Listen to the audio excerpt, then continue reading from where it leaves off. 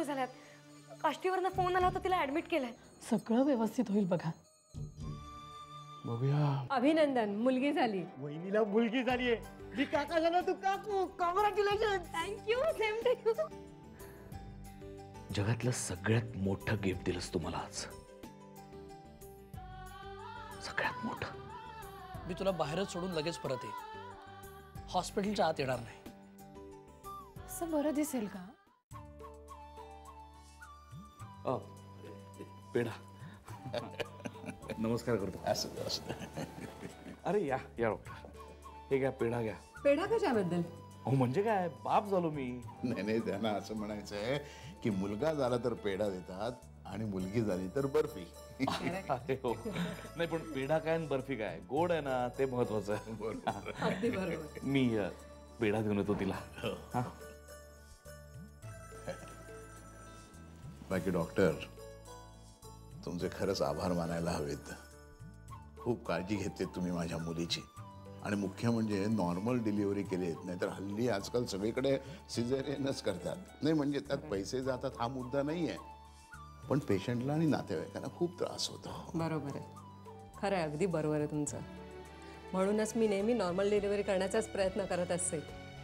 पण शेवटी कुठेतरी देव हा असतोच ना. आम्ही या दवाखान्याचे डॉक्टर आहोत, तो साऱ्या जगाचा डॉक्टर आहे. 100% खरं आहे तुम्ही म्हणतात ते. अहो म्हटलंच आहे, उसना पसारा आणि देवाचा आसरा. अगदी बरोबर आहे. Anyway, once again congratulations. Thank you. येते मी.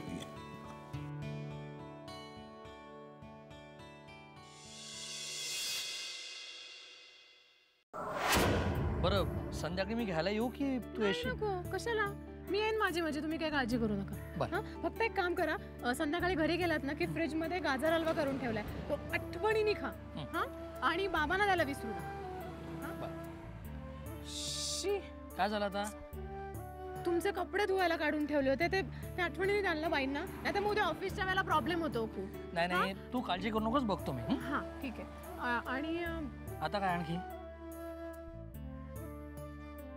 काही नाही. बाय. बाय. सांभाळून ये.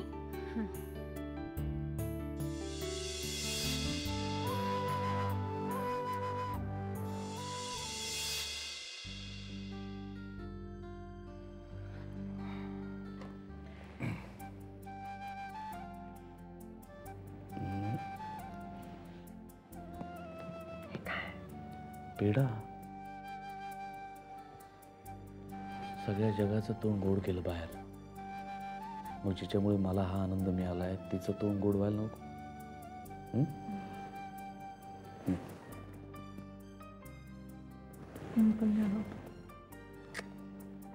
मला पेढा नकोय.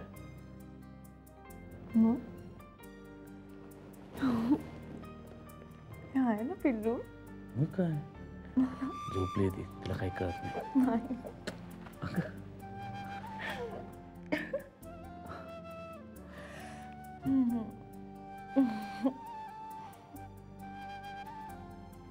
काय बघताय?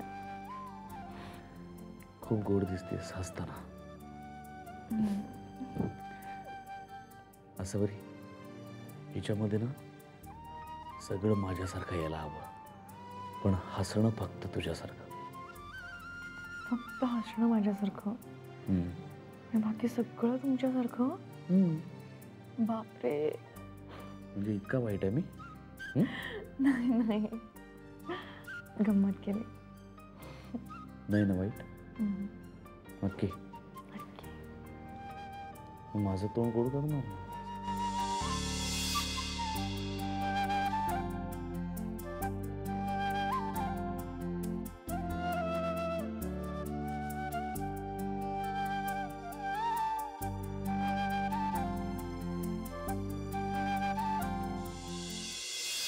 मॅडम, हे महाबळेश्वरमध्ये राहणाऱ्या येड्याचा या पुण्यामध्ये कोण दुश्मन असेल हो?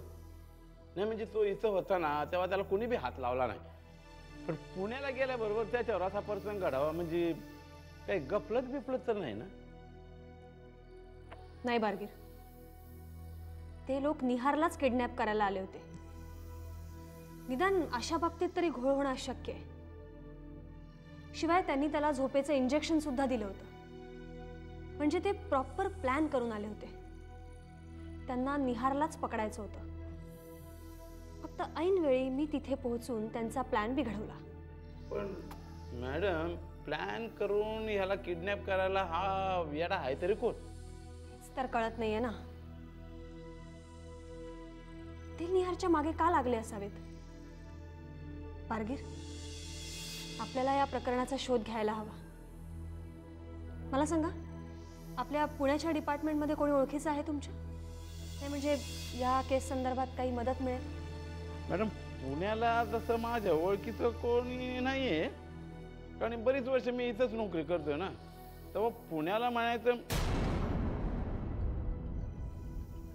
हो मॅडम, आपले सिनियर साहेब आहेत ना, ते पुण्यालाच होते. तिकडून बदली होऊन इकडं आल्यात.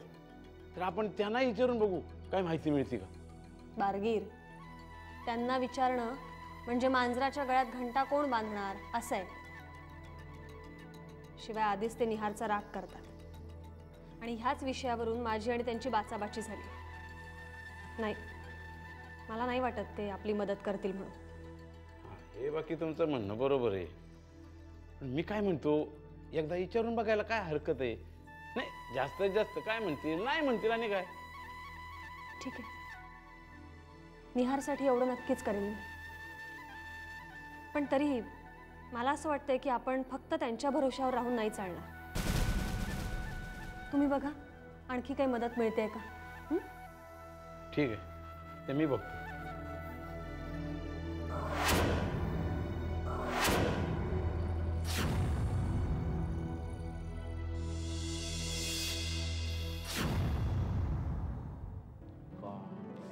तुझे बोल फुगून तो जायचं.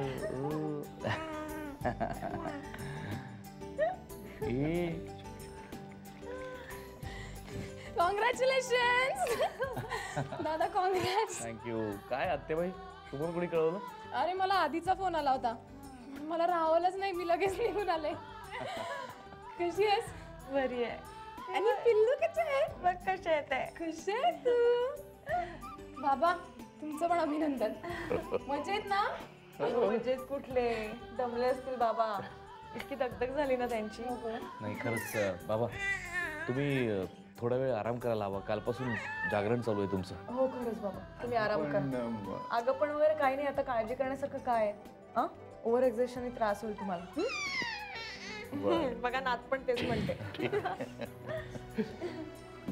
चिकलू, मी येतो त्यांना सोडून. कसा?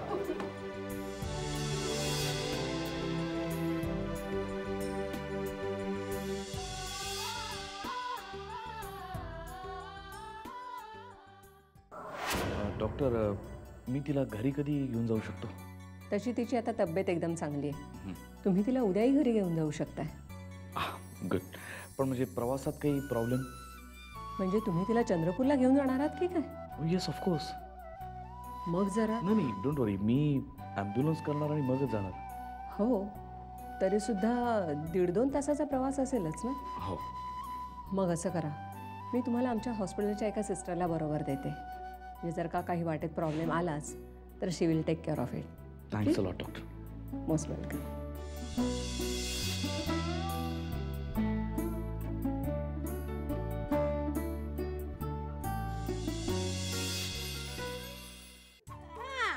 आत्याशी गप्पा झाल्या. हो पिल्या. किती गोड आहे गई. वहिनी तुझ्यासारखी दिसते आई. पटलं बघ. हो, आमच्या पिल्लूचे डोळे एकदम माझ्यासारखे आहेत, पण नाक बाबांसारखे. शी. वा, आईला म्हण वा. ए, दादाला काही बोलायचं नाही, सांगून द्या तुला. मग सांगू बाबाला, सांगू बाबाला नाव सांगायचं आईचं. हे पिल्लू आत्याला म्हणावं, सांग बाबांना. बाबांना हे पिल्लू आल्यामुळे इतका आनंद झालाय की तू बाबांना काही सांग, त्यांच्या आनंदात काही फरक पडणार नाही.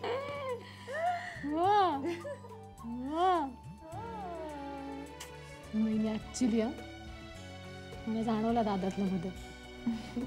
केवढा खुश आहे तो. आणि हे सगळं तुमच्यामुळे झालंय. हो हो ती हसतीये.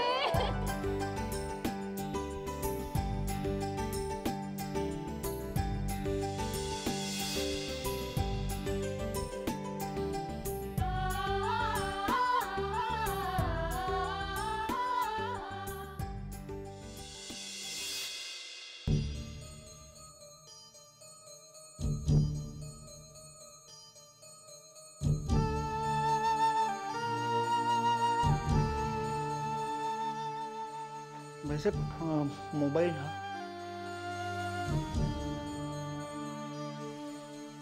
बरं ठीक आहे.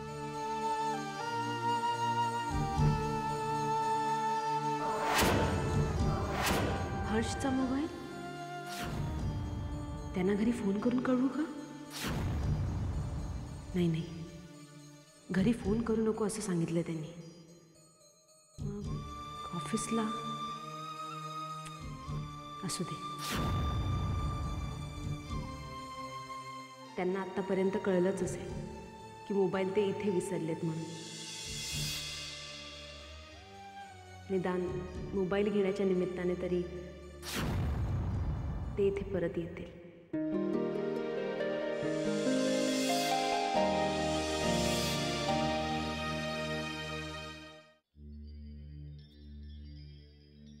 हॅलो.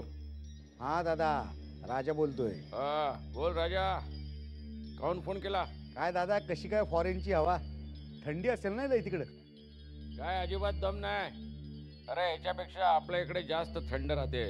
नाही दादा, तरी तब्येतीला जपा तुम्ही. अरे माझी काळजी करू नको, मला काय होत नाही. तू सांग काहून फोन केला? दादा, एक आठवण करून द्यायची होती. कायची आठवण? ते भोसलेला दिलेली मुदत काल संपली दादा. असं? हा, मग आता पुढं काय करायचं? अबे समजा तू ठरवलं अशी स्वतःच्या डोक्यात, हा? मग काहून विचारते बे? काय दादा, तुम्हाला विचारल्याशिवाय काय करतो का मी? बरं आता तू सांग काय करायचं. दादा, आधी त्या भोसलेला एक फोन करतो, मग आपला एक आर्किटेक्ट पाठवतो कामाचा आढावा घ्यायला. मग बघू पुढं काय करायचं. हे बघ, तुला जसे वाटतं तसं कर. माझ्याकडून तुला पूर्ण सूट आहे. हा, मग बघू काय करायचं ते. ठेवतो आता, नंतर फोन करीन. हा दादा, ठेवतो.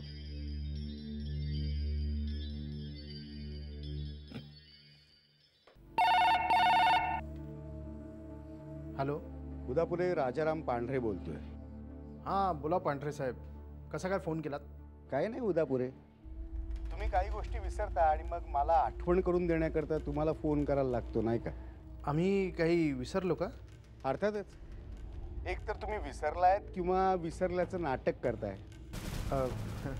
मी समजलो नाही साहेब. मग मी समजावून सांगतो ना. उदापुरे, तुम्हाला दिलेली मुदत संपली. परवा आमचा एक आर्किटेक्ट येतोय तिकडे कामाचा रिपोर्ट बनवायला. त्याला जी लागेल ती सगळी मदत करा. हो हो सर. आणि ह्यानंतर सगळ्या गोष्टी नीट लक्षात ठेवा. पुन्हा जर का विसरलात तर आठवण करून द्यायला मी फोन करणार नाही, कळलं? हो.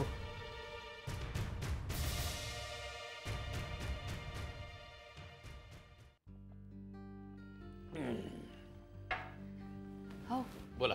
मी काय म्हणते, एका आनंदाची बातमी आहे. आसावरी ताईला मुलगी झाली. काय म्हणता? हो, हर्षदाने फोन करून सांगितलं मला. आले आले, चांगली फर्स्ट क्लास बातमी दिली तुम्ही.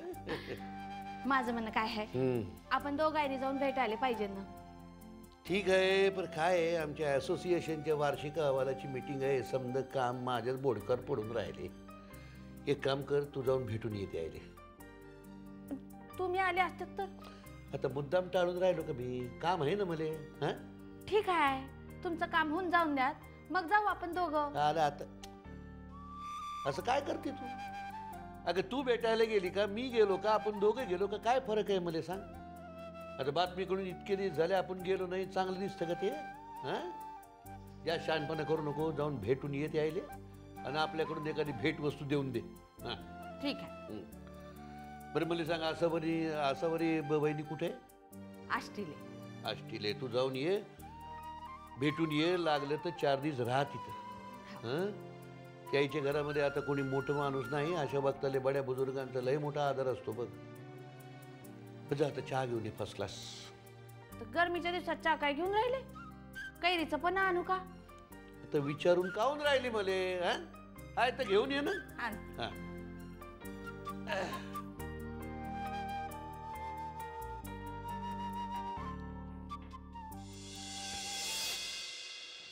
कधी एकदा पिल्लूला बघेन असं झालंय.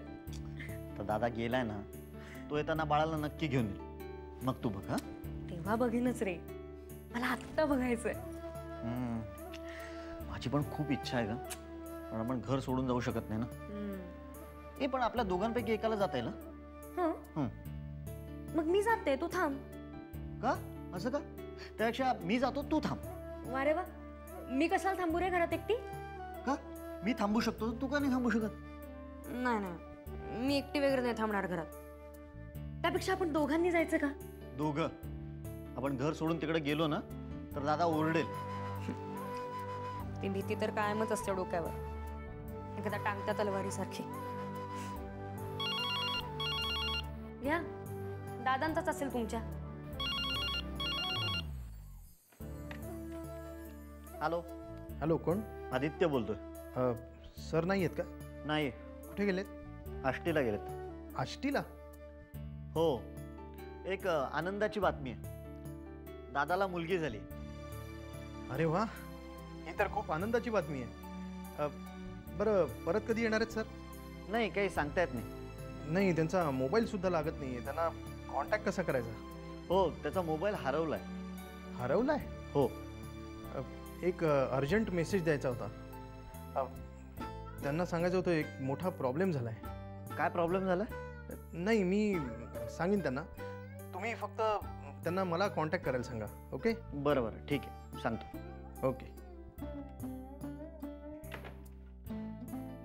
का रे, कोणाचा फोन होता? उदापुरेचा. तो म्हणाला ऑफिसमध्ये काहीतरी प्रॉब्लेम झालाय, दादाला फोन करायला सांगितलंय त्याने. मग तू वहिनीच्या सेलवर फोन करून सांग ना. Good idea.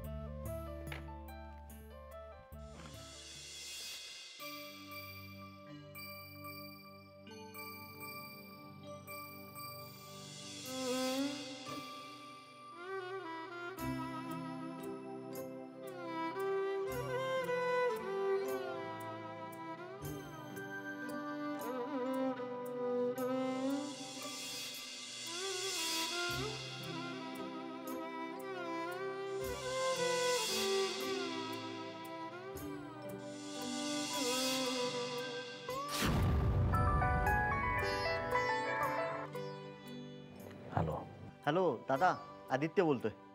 बोल बोल. दादा, कॉंग्रॅच्युलेशन्स. Thank you thank you. वहिनीला दे ना. झोपल्यात, दोघी झोपल्यात.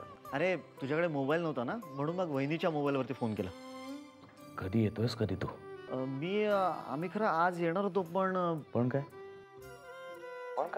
ये ना ताबडतोब, लगेच निघून ये.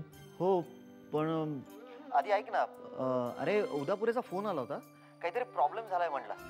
तुला फोन करायला सांगितलं त्याने. आदित्य, ते सगळं जाऊ दे, तू निघून ये ताबडतोब. मी उद्या येतो. उद्या? उद्या येऊन काय करणार आहेस तू? का? उद्या डिस्चार्ज पण मिळेल तिला. पण आज मला ऑफिसला जायचंय. बरं, ठीक आहे. दादा, माझ्याकडून आणि हर्षदाकडून वहिनीला कॉंग्रॅट्स सांग. हो. Okay, bye. ओके.